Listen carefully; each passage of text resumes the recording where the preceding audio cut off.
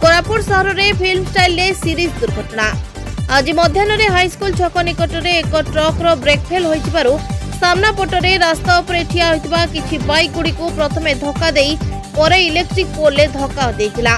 पुणी सरकारी क्वार्टर सामने रे ठिया होइतिबा सीमेंट मशीन को धक्का देई रास्ता उपरे ठिया होइतिबा बैंक रो कैश वैन को धक्का देइतिला, जहा फल रे ट्रक ड्राइवर विष्णा भत्रा और कैश वैन रो गनमैन गंगाधर नायक और ड्राइवर आहत होई शहीद लक्ष्मण नायक मेडिकल कॉलेज और हॉस्पिटल में भर्ती होइचंती। घटनास्थल में पुलिस जनप्रतिनिधि उद्यम ट्राफिक समस्या हटिथिला।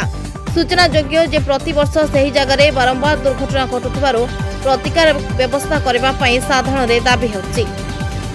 कोरापुट जिला प्रतिनिधि देवाशीष पटनायक रिपोर्ट जेएमजे न्यूज।